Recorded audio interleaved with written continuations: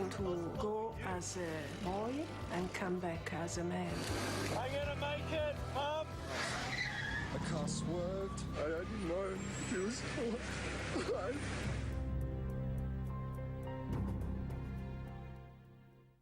Aussies are adventurers, and the three best friends you're about to meet live up to that in spades. They're young blokes who set out to conquer the world while raising thousands for charity. It was like The Amazing Race, but better, exciting and, yes, dangerous. They were living the dream until one moment on one day changed everything.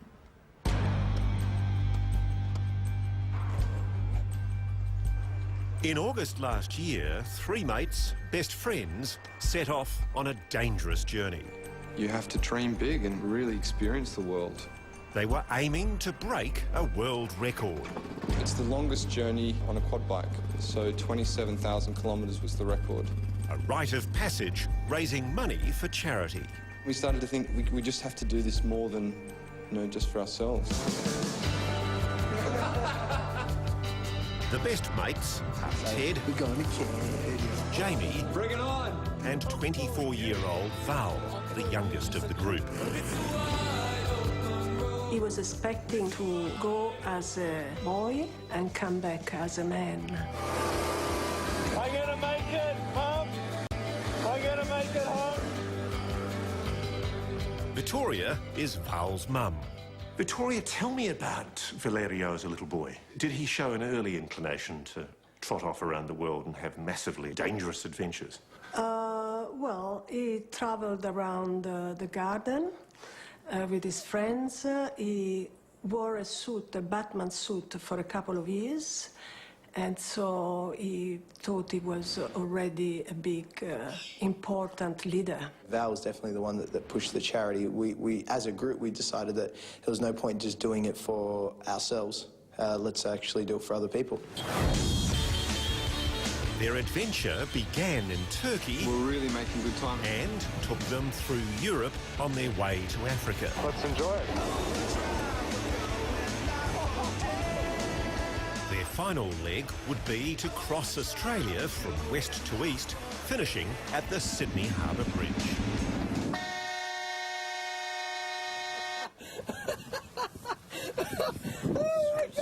How did you plan the specific journey? Pick a map. Yeah, you And get a then you map, go- you get a pencil, and then you go, okay, that says Libya, so you just put a line here, and then it says Egypt, so you put a line there, and then you just... So you just planned a journey that would get you to the kilometres you needed to cover to break the world record? Yes, and we wanted to go through Africa. About to enter 6 months in the luminous continent. The risks were real. We've just entered lion, elephant, and bandit territory. At times in the desert of North Africa, it felt like The Amazing Race on steroids. Ted, do you understand this is my dream? Do you understand this is what I meant? It was something that you just can't even imagine.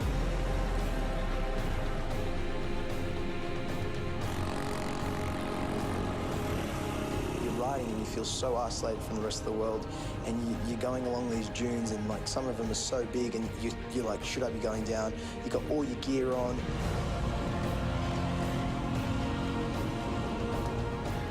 It was an incredible moment that we all kind of shared, and it's good to share it with all three of us.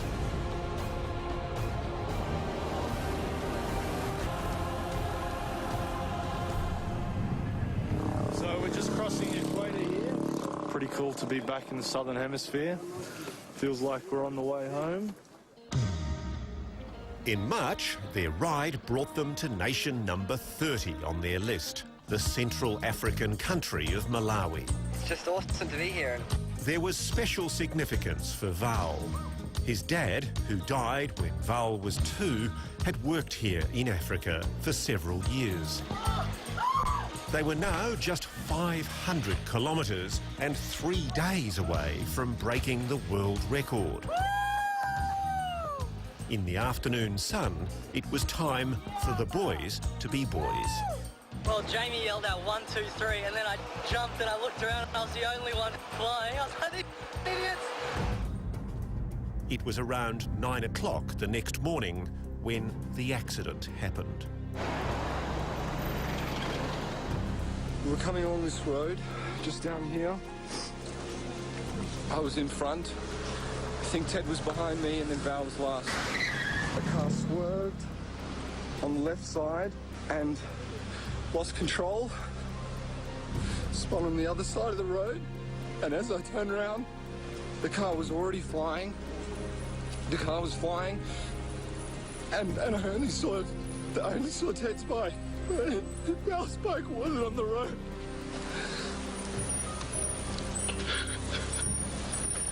It happened in front of me, but I can't remember the impact. All I remember is the noise, and right at the last second, it came in, and then it was like a movie. Everything just disappeared. Val was on the ground. And he was on his front, and his leg was out of whack. His leg was out of whack. He tried to get up, and we had to calm him down. We had to tell him to relax because we suspected that he had a spinal injury. Yeah, he just kept saying that he wanted to go home. He had to go home, he wanted to go home, and he was just clearly in a lot of pain, and he knew that things weren't good.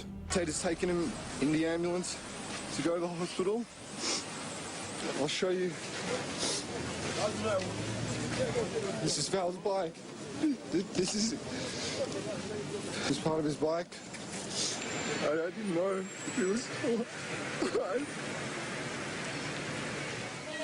Hey Val, I'm getting this on film for you, so you can see it all later. Watch it over a beer and think, oh, that's a bit of a bruise.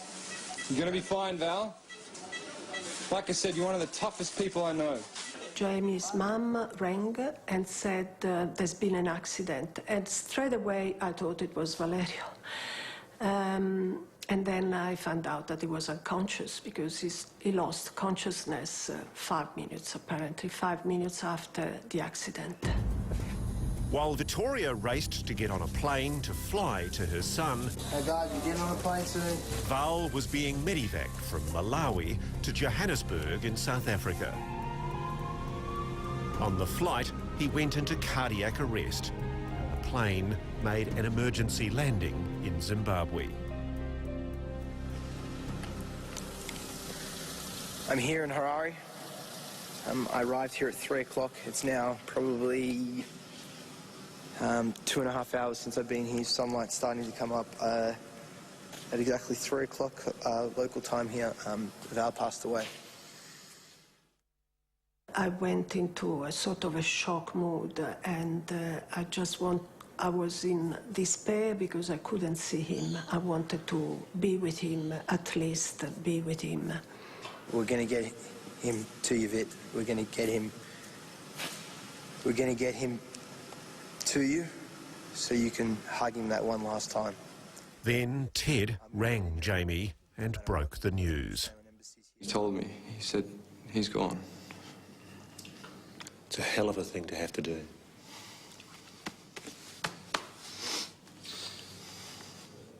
There was no doubt about it, we had to take him home, you know? Especially since his last words were, one of his last words were, I just want to go home. You brought him home, and then you made the decision to go back and complete the journey. Why? You can't give up. You just can't. Things happen in life, and they hurt, and you're going to relive them. And sometimes I'm on that bike and I can see the accident, those moments, but... And he didn't have the chance, you know? He didn't get that opportunity to finish. So Ted and Jamie went back to Malawi, travelling first to the compound where their bikes were stored. Should we pull it off?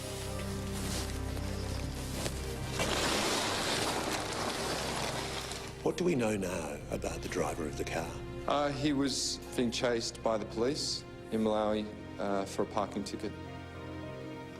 Just over a simple parking ticket? Yeah, a parking fine. Yeah.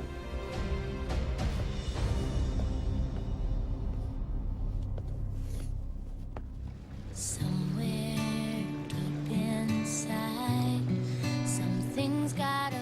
I return you. Yeah. To the place. So 3 last days that we enjoyed. At the lake in Malawi, where they spent their last day so happily together, Jamie and Ted scattered Val's ashes. The last place that we all had a smile on our faces. And I know I'm right. Mate, we're going to continue going. Then, after returning to the crash site Wish you were here. That's why and carving Val's initials, you better be home. Jamie and Ted got on their bikes to ride the last few 100 kilometres to break the world record.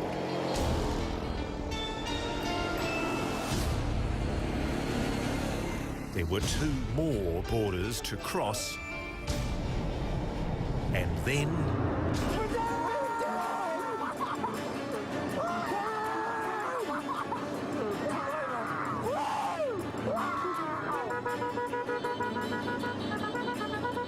We are the new Guinness World Record holders. Sorry. I'm going to fire out.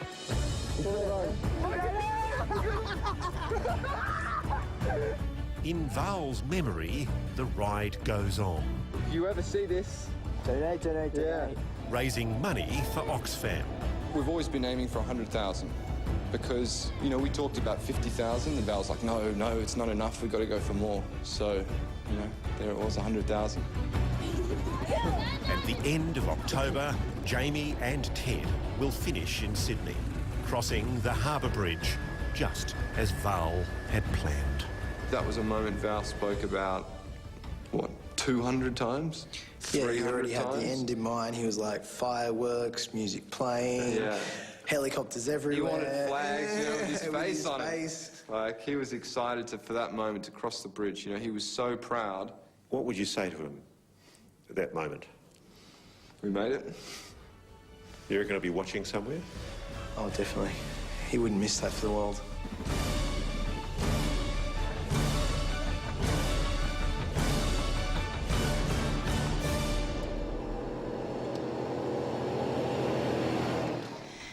And Jamie and Ted are just 9 weeks away from living Valerio's dream. They'll cross the Sydney Harbour Bridge on October 22. On our website, you can follow their progress, read their blog and help make their fundraising goal a reality.